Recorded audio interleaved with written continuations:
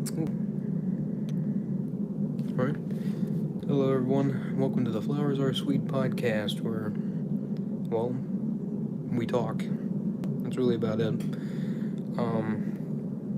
This is really boring, and it's a black screen, and, you just hear my voice. But, I mean, what more could a person honestly want, right? I don't know. This is my first podcast, and I plan to have a weekly podcast up. I'm gonna say I want them to to range for half an hour to an hour. I don't have a set topic for the podcast, at least as of now. This is gonna be more of an introduction to the idea, to entertain it. I really don't know. I was just sitting here thinking about the idea of having a podcast, and it doesn't matter if people see it or not. But I mean, here I am doing this. I want to make at least some sort of footprint on YouTube before I pass away into the infinite nothingness. So here I am. I've made a few marks on YouTube with my videos and my content, and it has not been good. I know what bad content is. I don't have the capabilities and the equipment or skill set to be able to make good content, nor do I have the money to be able to get any of that, nor an editor or a coach or a script writer or something of that sort. Not that I would exactly want a script writer, but you don't know. You really don't. A lot of the content that you see on YouTube today that just has that offset feeling. It's kind of blind to the older audiences, and definitely the very, very young audiences. Like, I'd say about 15 to younger. Maybe, spice it up a bit, 17 to younger. A lot of creators have scripted content, which isn't bad. You see people like Game Theory with his scripts and all that. And it's like, now, what is it, 5 channels that he runs? None of that's bad, because, there's a reason that has to be scripted. He is literally sitting there planning out theories, which is, his entire thing. But you see, like these fake influencers, and they have basically ghostwriters writing scripts for them. And you think that the term ghostwriter would only apply to music, right? No, not at all. That could be far from that. Ghostwriter can just be a ghostwriter. That's really about it. They go undercover behind someone who is presenting themselves, and they will quite literally write a script or something for that person without taking credit of any kind, and then said person showing their face using their work will appear as if it's their work that they're using. Now, that isn't always the case. Sometimes they will say that there was a ghostwriter involved, but they don't really go to say who. And if they do go to say who, then that kind of defeats the whole purpose of it being a scriptwriter. That's like reading a book and telling, people the author is an unknown person when you really do know the person. But, whatever, I guess. So, you may be wondering, why do I call it the Flowers.R.Sweet podcast? Where did I get that idea from? Well, back in the day when I was a lot younger, still pretty young, although I am an adult, no longer a kid, so I can congratulate over that, I guess. But back in the day, around when I was maybe 14, 15, I believe so, I had an account, not on here, somewhere else, that was literally called Flowers.R.Sweet. And I would hop on Instagram Live every now and then, and I would have the Flowers.R.Sweet podcast. And I really had fun doing it. Why I say that is because, well, I mean, you quite literally get to sit there and talk. You can probably tell by my current description of my channel that I like talking. I'm a person who is very confident in the things that I say. Well, I mean, that could probably be used out of context in the future. I'm proud that I have my own choices of words that I can use, and that I can say exactly what I want. Now, when most people hear the whole, like, what I want thing, they probably think that's a bad thing, but no, it's not bad. It's just, how can I say it?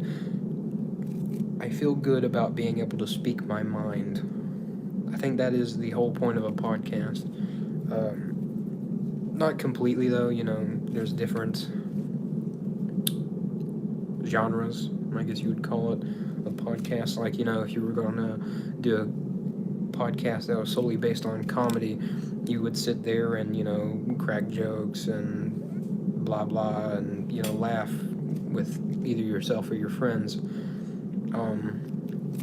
And I know that this is really less of a podcast and more of a self thing. I believe podcasts have to have more than one person, but I will be working on that. I actually have quite a few friends who I might bring onto this idea in the future, but that is a pending process. Currently, they are actually busy or asleep right now, kind of a mix in between. So I'm not able to ask them at the moment. And even if I did, I was already going to start this, so they would have been late anyways. I know I went off topic a little bit on the whole influencer thing, but you see all these influencers and all their content is scripted. And if it's not, then I mean it's tasteless either way. Really, their content sucks. I mean, a big one that I can automatically say that'll catch everybody's attention would have to be Rice Gum. The guy that fell under, who I think no longer has a YouTube channel. I'm not sure how that all ended. I don't care too much to know. But after Ian, or iDubbbz, his whole ordeal with his content cop, which was awesome, by the way, even if he's not proud of it, it destroyed Rice Gum. But no, that's a prime example of an influencer that is fake. Another big one would be Logan Paul, or would it be Jake Paul? I think it's both of them, but I'm talking about one specific one here, and you probably know who it is. It's the main one that does all the Prime stuff with what's his name? I forgot.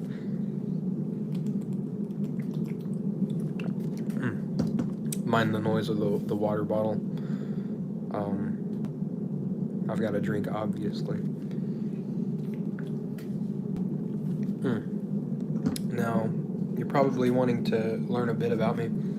My name is James.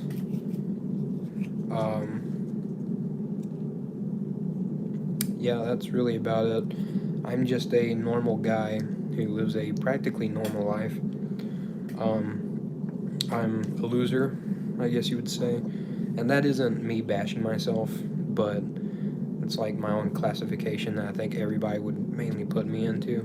Because currently I don't have a job. I'm working on that. I live with my parents. And I'm a bit scared to drive, and go and do social things and social situations. Though sometimes I can be a bit of a social butterfly, you could say. I'm a very odd individual. I wouldn't say creepy though, just odd, weird. Growing up in school, I was, of course, the weird kid. I wasn't placed in the bad category with all the nerdy losers that wore glasses and all that. And yeah, that's a stereotype, but we quite literally had a group that was like that in school. No, I was in a very, very weird gray area to the point that people could forget about me, but like I'd still linger in their mind out of curiosity. And I was just a really weird kid. Like again, not creepy, but just weird. And even I saw that back in the day. I've come a long way since then. I used to have long hair. In fact, I've actually grown my hair out quite a few times over the course of my life. My later years, at least, teenage, to be more specific.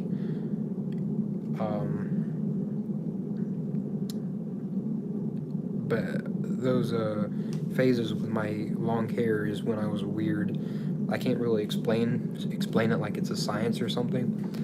It's probably just me growing, and normal growing behavior.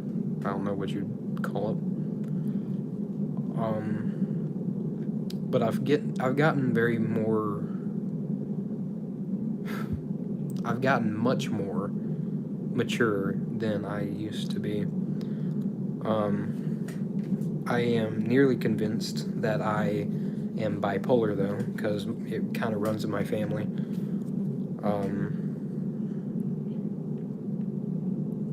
But I am getting to the point where I can kind of maintain that.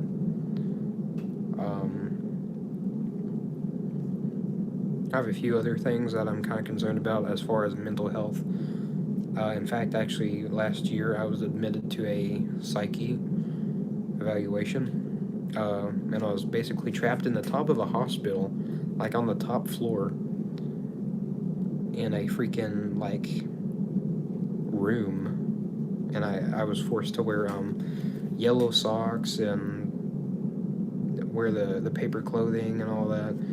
Yeah, I mean it wasn't that bad. The part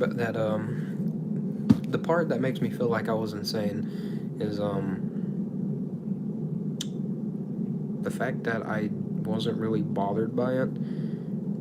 I mean, I know I'm not really insane, but the fact that I was able to stay there in a week and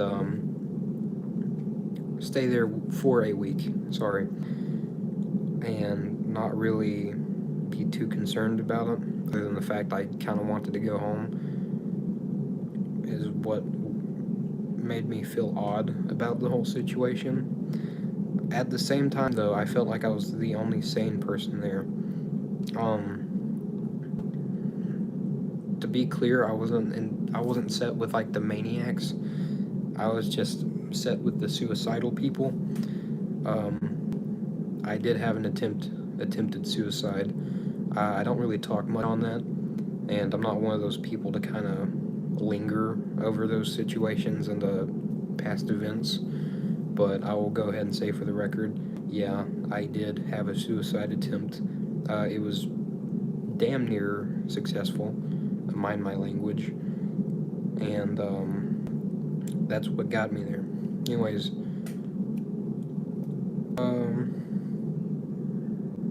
so yeah, I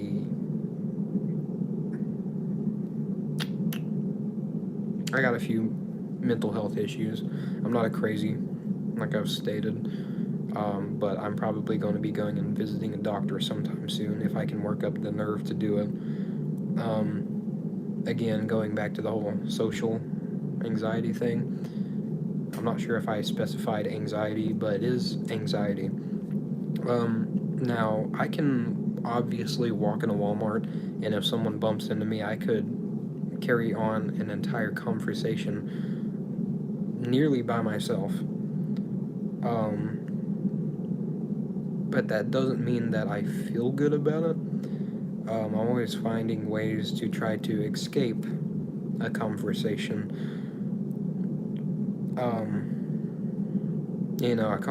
kind of get to the point that if like we linger on too much in a conversation, I will roll my eyes, and that's only when I'm not interested in it, which is most of the time the case. Which is another thing. I do have ADHD. I also have asthma, and I'm not trying to say I have all these things like I'm trying to wear a badge or anything. Which you can. That's what I imagine with people who have like, or have the tendency to list that they have multiple issues. I always imagine them like in a little army uniform, and that they're collecting badges as the issues go on. So like I'll have an ADHD badge and then one for asthma, and I'll keep collecting them. That's not how I'm trying to be. I'm just trying to tell you a little bit about me. I was actually diagnosed with ADHD. However, I am kind of concerned that it could be something else that's far more advanced than ADHD.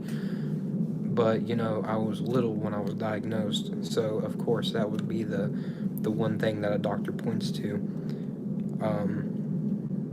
But I haven't really went to the doctors a lot my entire life. The only time I would ever go is when I was little, because I kept getting sick very easy. In fact, about like twice a week, every single week growing up, I would be at the doctor's, and to the point that I'd go to the pharmacy in our local town. I said that backwards. Our local pharmacy in our town, and it got to the point that the ladies there would actually offer me free candy because I would be over there so much. I was a literal regular for how sick I was as a kid. But growing up, my immune system got really good, and I don't even have an explanation for it. So past the age of 10, 11 maybe, I never had to actually go and see a doctor. So going to the doctor for me is like going out and eating at a fancy restaurant for a middle class person or working class person or the lower class. I don't know.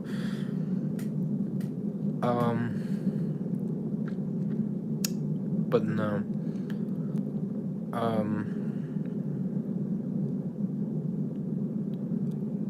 I don't know if I was going anywhere with that. I totally had a blank space right there. But we'll continue on. As for asthma, yeah, I do have asthma.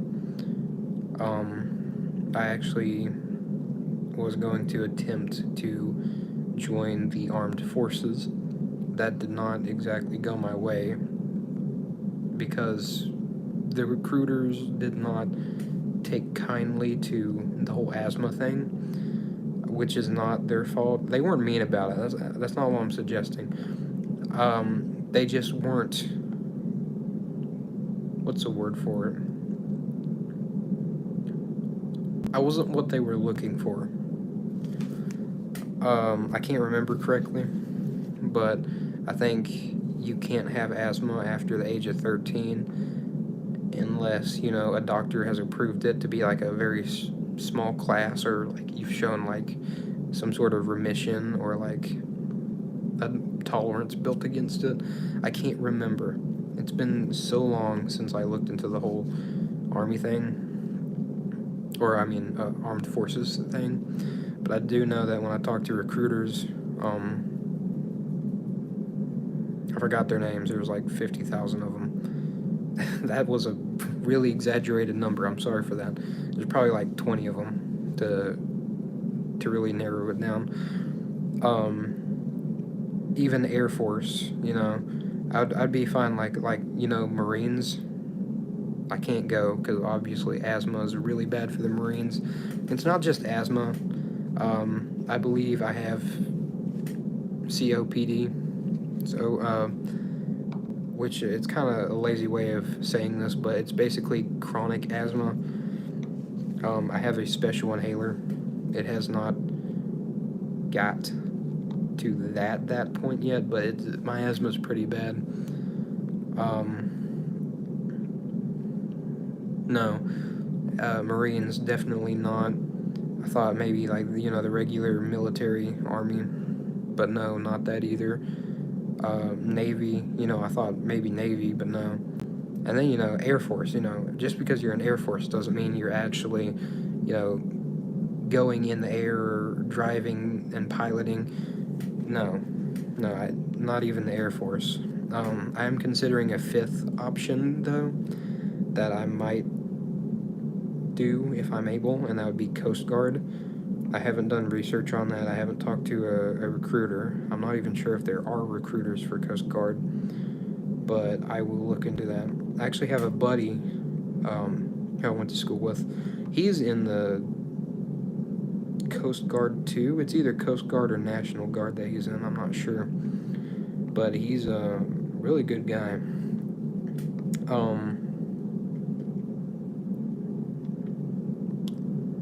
But no.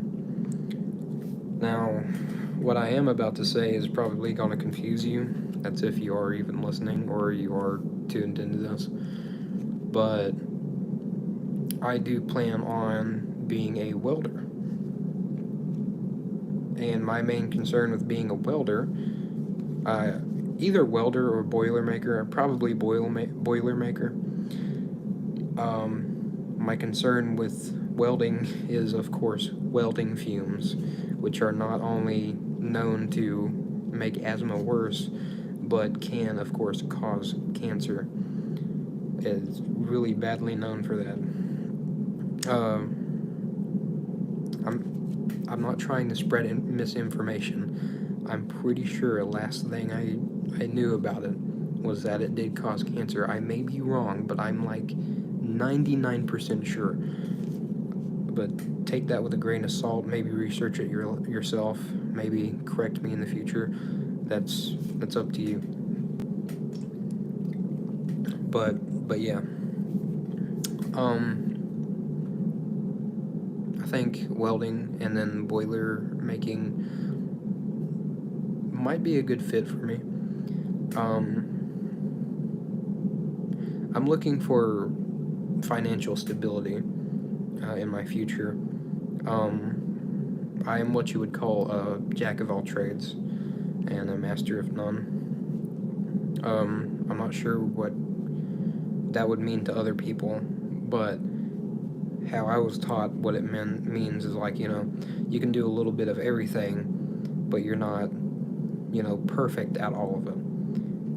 You just kind of, you're average, but you can do all of it, if that makes sense. Like, I can do anything from landscaping to carpentry to basic construction, a little bit of everything, really. Which makes it harder for me as a person to find a career option. I did choose to take a trade before going to college, and I have not gone to college.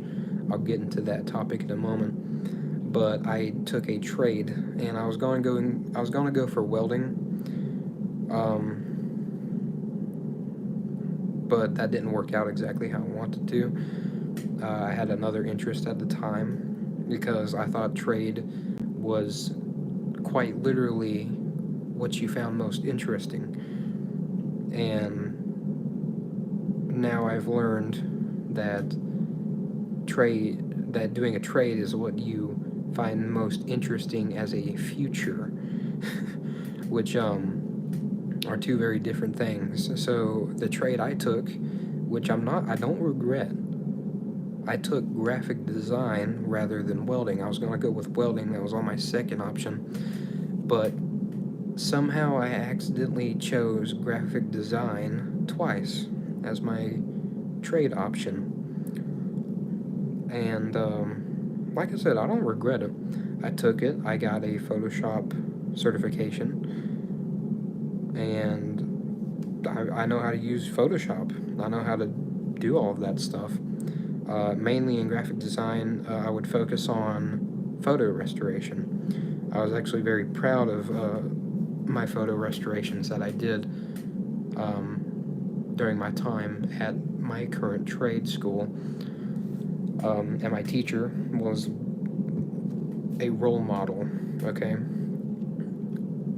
And graphic design usually attracts females because, females are very artsy people, and that's not me being sexist or anything like that. It's just mainly, the classes would fill up with female participants.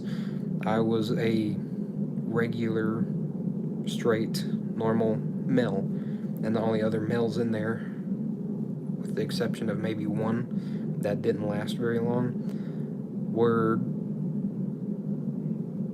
bisexual. I don't want to assume their sexuality, but I know they weren't straight. I know that for a fact.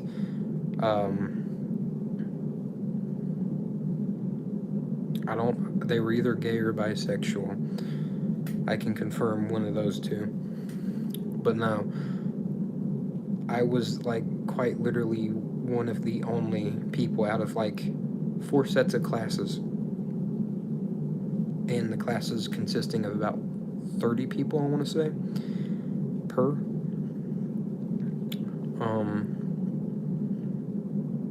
I don't know, my memory is like fighting me right now. I think it was about 30. I'm trying to remember. I don't know. Point is, I focused on freaking photo restoration. And, it was a bunch of females, and, I was like the only straight guy there. So it made me feel like a bit awkward, but I mean, I tuned into it very well. Everybody else was focused on making logos and designing, t-shirts, because we had a shirt shop.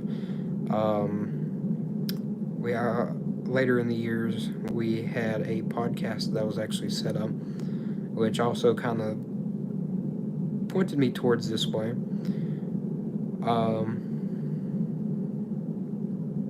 But no, I don't know.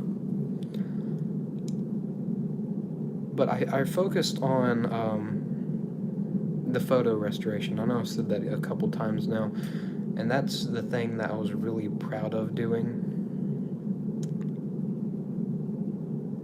because it's the only thing I could actually sit and think was important for graphic design.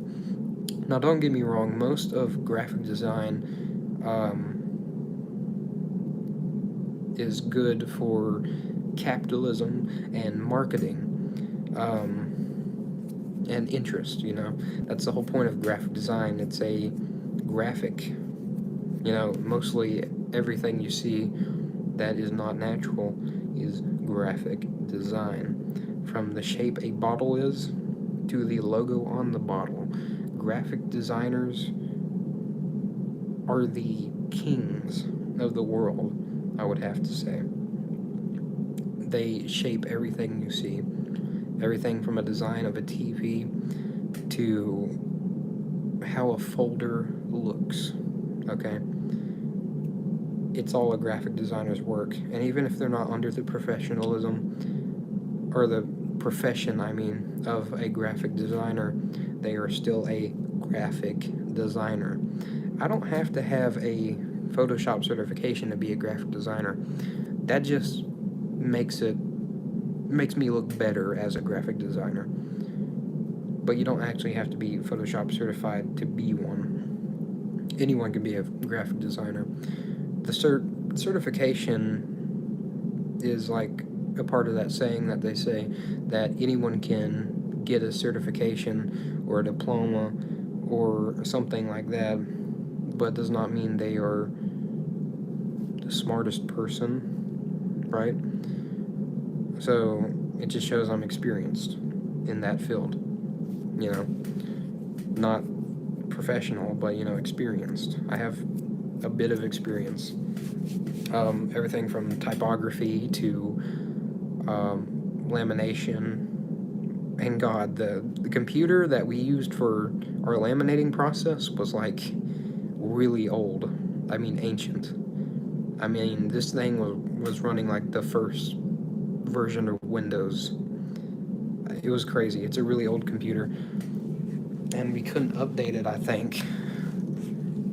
I can't remember the reason, but we were able to use it when we would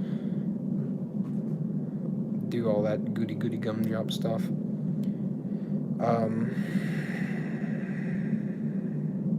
And the vinyl cutter, we also used a really old computer for it as well.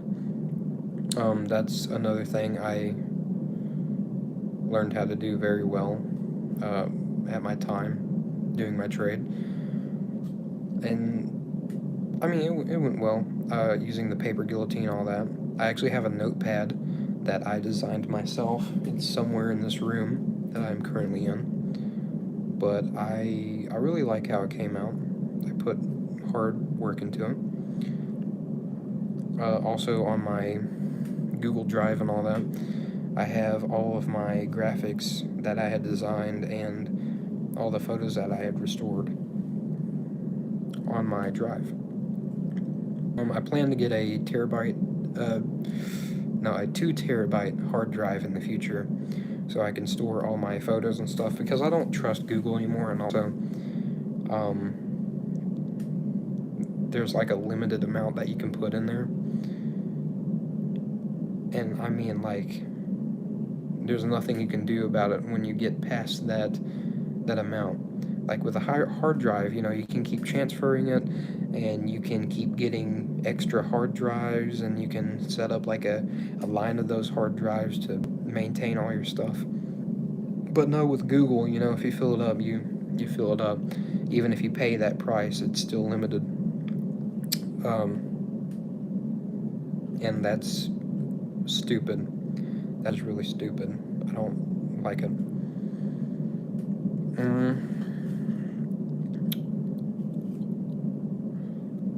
Now,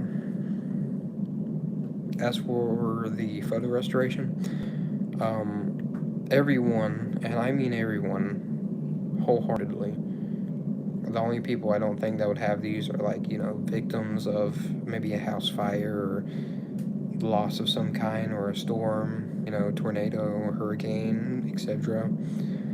Flood. That's a big one. Everyone except those people would have old photos of their past, or of their parents' past, and so on. And you know what photos I'm talking about? I'm talking about the black and white ones. They're cracked up, discolored, and they look really old and vintage. And they present a certain aesthetic to you of like good times, But I would restore those photos. And it was at the end of our last trade year, we had the freedom to do our own project, and we would have to write about it and do all of that. And I really focused in on the photo restoration, and so I needed photos to use. So I thought about maybe going and finding old photos, maybe in a local library and books, or reaching out and networking to friends and family and all that. But I had the perfect material sitting at my grandmother's house, because she had thousands of old photos that had been damaged and everything. Even photos of my own great-grandfather, who passed away right before I was born. And I never got to see him or meet him, And so I treated myself by grabbing 10 photos to restore. I didn't restore all of them. I restored the majority of them, so I ended up doing about 7 out of the 10. And so the main one I restored was a photo of him in the Navy, sitting between two of his pals. Now, none of my family can name the two people beside him, well, on the other side of him, because he was sitting in the middle. And you could see all the ships in the background, but he was in the dead center, and the photo was torn in the middle, and, like, disgustingly messed up. I mean, it was bad. And so, you know what I did? Scanned it in full resolution, put it into Photoshop, and I began working, and I restored the entire thing. And it was in horrible condition when I had got it. I mean, horrible. I cannot stress that enough. I don't even know how to begin explaining it to you. But I did it, and I'm really proud of it. Again, I think graphic design, like the whole logos and everything, isn't as important as photo restoration. My outtake on it, or outlook on it, is that, graphic design mostly is for the interest of capitalism and interest of course, interest. So if you're going to market, graphic design is important to you. But when is graphic design personal on a personal level? When is it important on a personal level? And that's what makes me think about, of course, photo restoration. Because there is no better thing to see than a human being smile that they can see a photo in high quality. Something that they saw one way for their entire life, and then you can bring them that photo back and it looks as if that photo was taken today. It's beautiful, really.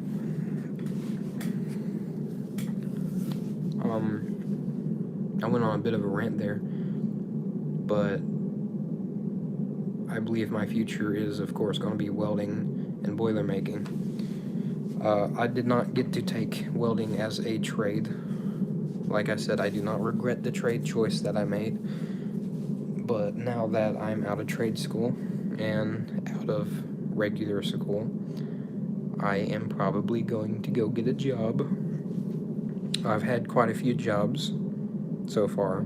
Currently, I do not have one, but I'm probably going to go and get a job as a welder. I'm also going to apply for a union so that I can be a Boilermaker. And of course, they're going to train me and everything as a Boilermaker, but on average, it can take about 6 months to a year before you actually get your first job and get to do anything. So, of course, I'm going to need a job in the meantime. The reason I currently don't have a job is I was taking a long pause for myself in life. I have only just recently became an adult, and really recently became a legal adult of the state that I'm in, because the legal age of being an adult isn't 18 in the state that I'm in.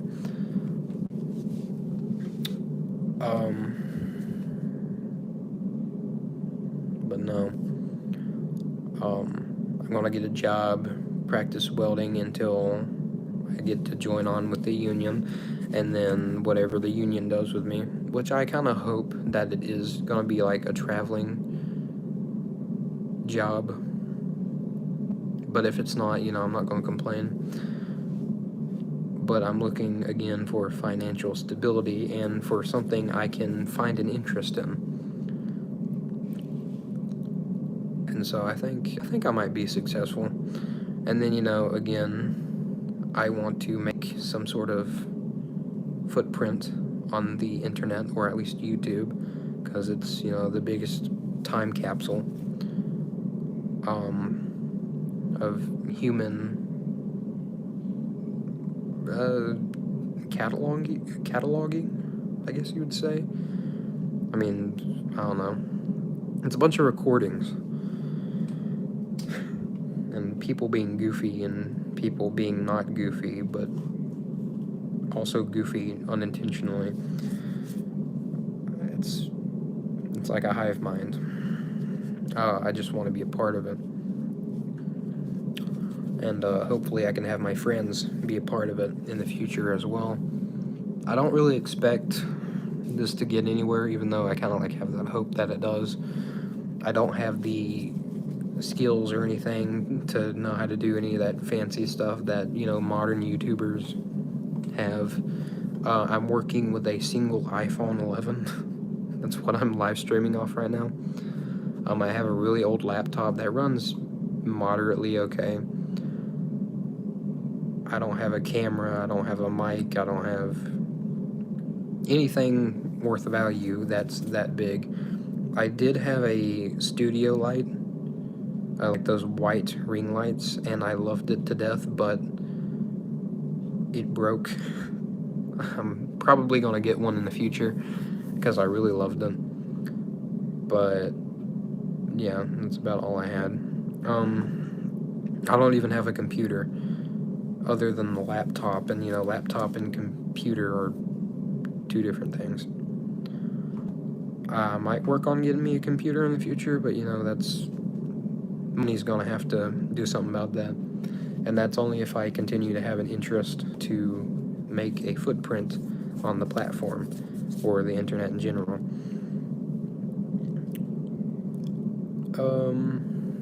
What else can we get into? It's been 41 minutes and 59 seconds. I guess I'll stretch this out into about an hour. The noise you are hearing right now, if you can hear it, I'm not sure if YouTube has a background noise canceling feature or not, but it is brown noise. Talking about sleep, let's go to sleep because of the brown noise. When I sleep, I usually have brown noise playing. I mean, it's 50-50. Sometimes I do, sometimes I don't. I am not a person who needs a specific thing to sleep. I'm a light sleeper. So, you know, you can wake me up if you do a certain thing. And I'm easy to get up. Not unintentionally, though. Like, you have to intentionally try to be getting me up, but, you know, you can get me up if you really have the intention to do it.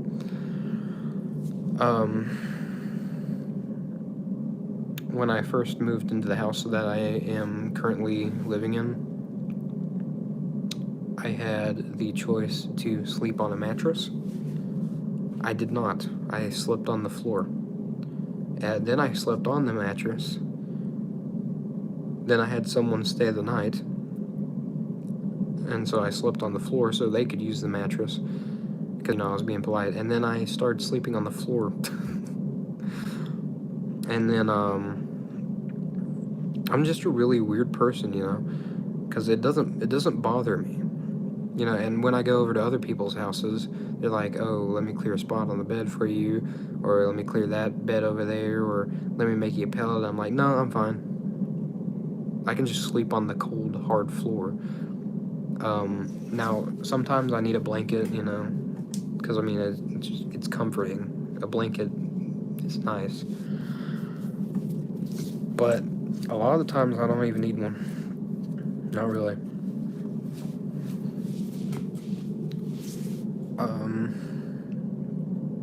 But no, I mean, sometimes I'll listen to brown noise to go to sleep.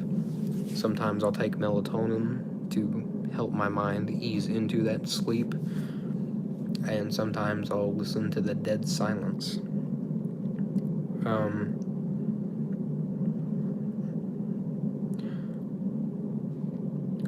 I really just experiment, you know.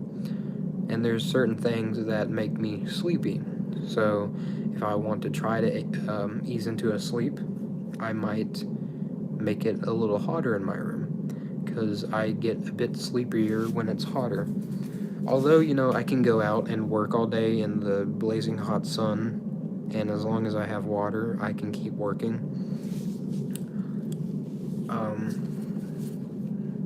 But when I'm actually calm and it gets warm, I start to get sleepy, which, could be signs of a possible heat stroke, but I found it comforting, so I assume the lack of the if I can talk, the lack of discomfort means that I'm not gonna have a heat stroke, but that's not to say that I would have one in my sleep.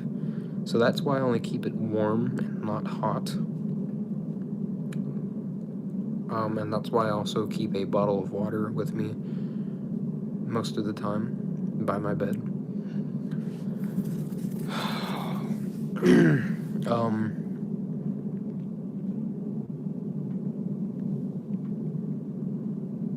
I know I mentioned that I was admitted to the hospital for a suicide attempt.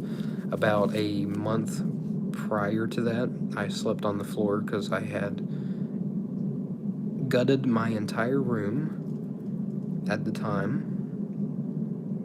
And it was a different room than the one I'm currently in. But I had gutted my room of all the furniture that I had and completely changed my lifestyle. Everything from personality to the things I had. And so that's where I am right now.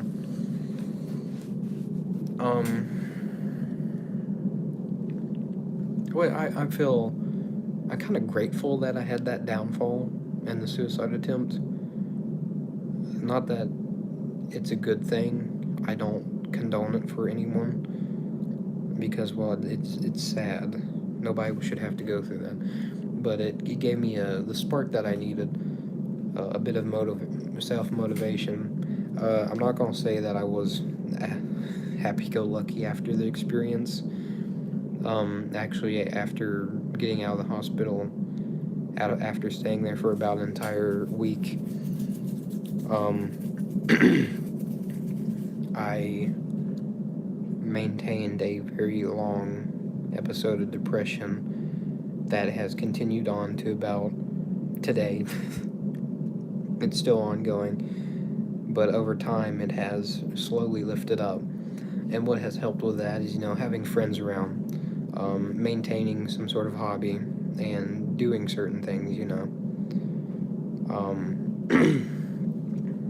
The depression has kind of always been here my entire life, and the reason I don't have a job currently is because I'm great at work.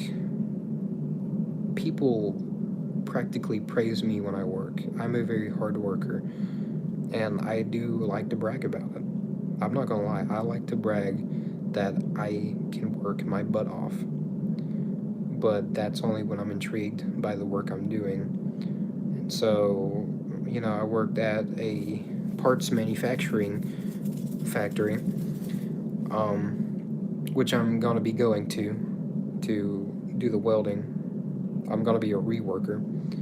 But no, I went there and I was in a relationship with someone at the time, and we needed a job to keep us stable. So I worked there for about a week, and then got bored of it and depressed, and I quit because I had no interest in it. I had a lack of interest. One morning I went in, got on the floor, and was like, you know what, I don't want to do this, and then walked out. After working so hard, I was running an entire line by myself, no help, within the first week of being there, and most people have to have help on their first week. Not only was I doing that, I was helping people with their own lines. I was running 3 lines basically. So while people were off getting parts, I wouldn't even tell them. I'd go and stock their line for them without telling them. And they'd come back not having to rush, thinking that they did have to rush, when really they didn't have to.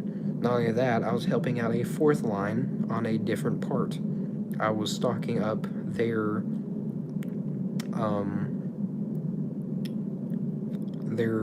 barrel, I guess you would call it, or their cart. Like, these carts were like the size of a car, and you would fill them up with parts. And so they got theirs filled up, and I would put it into crates, and they would take the crates and take it over to their thing. So I was basically helping with 4 lines and running 1 out of the 4.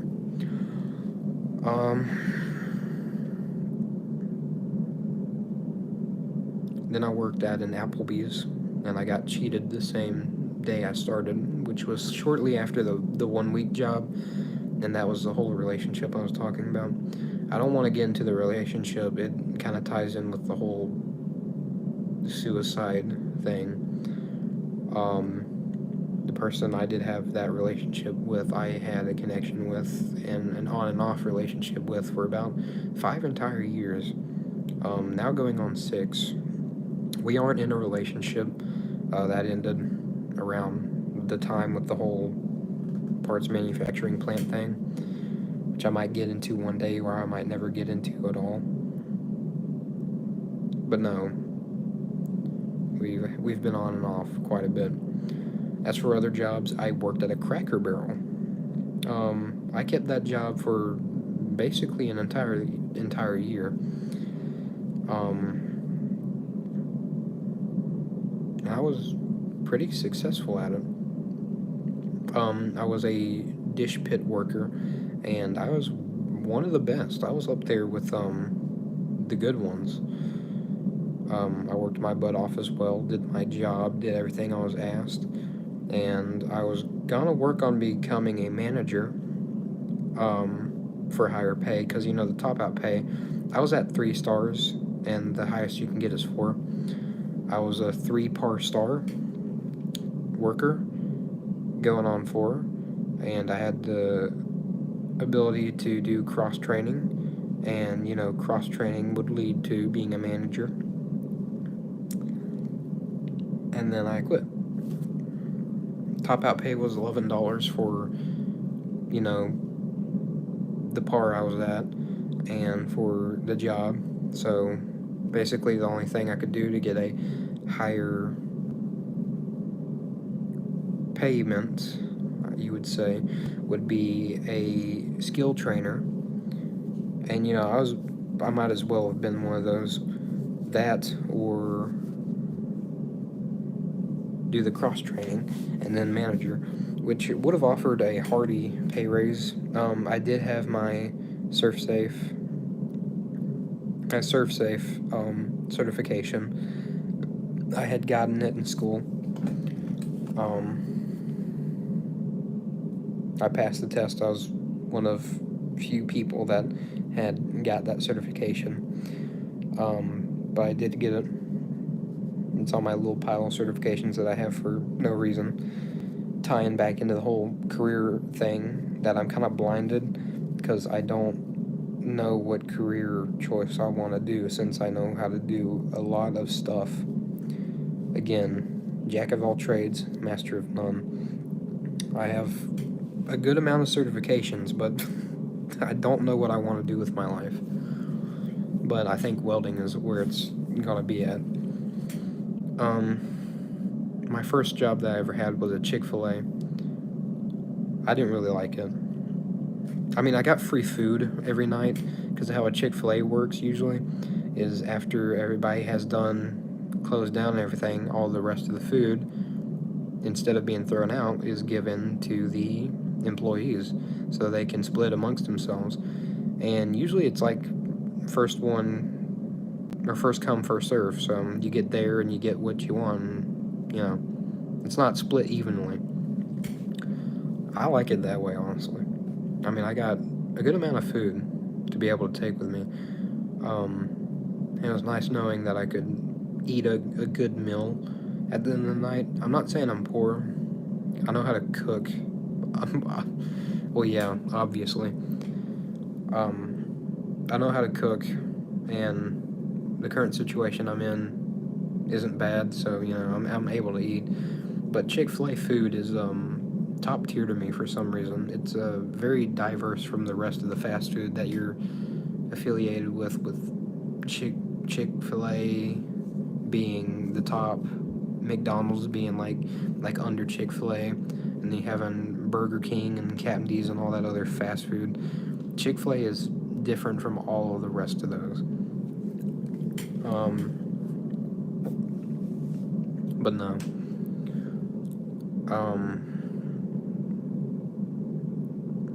I don't know.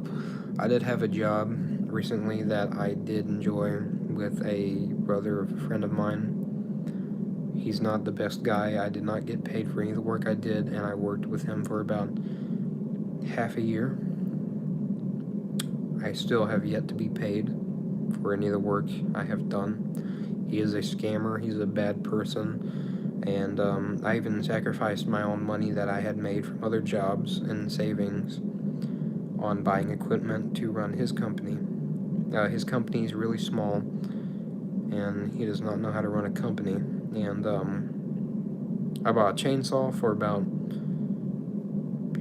I want to say $72 from a pawn shop, but it was in really good condition. He ran off with it, didn't text me for an entire week after we had done the job. He ran off with it and sat it on my carport. And this was about like 3 days ago. He sat it on my carport. It was missing one of the 2 bolts that hold the blade in, and it was missing the blade cover. So the blade was rusted over, and the chainsaw was falling apart, and he still has yet to return both of those to me. And he has yet to pay me for the actual work I've done for his company. He's a bad person, and I don't like to be judgmental, and I can't exactly say if he is a bad person, but he has not done a good job in proving that he could be a better person. There's a lot that can be said about him, and it's not too well. Another thing I will go into, besides all that, I'm a firefighter. I am volunteer only. I do not believe in paid fire departments. That is something I do not believe in. Now, I'm not saying I discourage paid fire department workers. I do not discourage them. They save lives just as much as volunteer. But I do not believe in getting paid for the service of saving someone else's life. I don't want to be able to wake up in the morning and be like, oh, I want to make $20, so I better go save someone. I'd rather be like, oh, I want to save someone without having to worry about a cost. There's no price on safety of people. And that's what I believe in. So I do run with a volunteer fire department. I was scammed by a previous volunteer fire department, which I might get into the future. That's a very big thing. Most of its members was kicked out because it was trying to take the chief out. But the board decided the chief should stay in, even though she was breaking every rule of a firefighter and a fire chief. And she's involved in a possible drug ring. I can't say for sure, but it was heavily implied. But yeah, I am a volunteer firefighter. My gosh, have certifications to drive the engine. I have certifications to do CPR. I have my basic training certification. I'm probably going to be working on going to fire college soon. That's a good thing. I have ran many calls and got to experience a bunch of things and helped out on those calls. I am able to help. But I guess that will conclude today's podcast. I will be coming back to you in about a week or maybe a day. Who knows? Anyways, have a good week. And that would be the end of the Flowers.R.Sweet podcast. Have a good night. Well, or morning.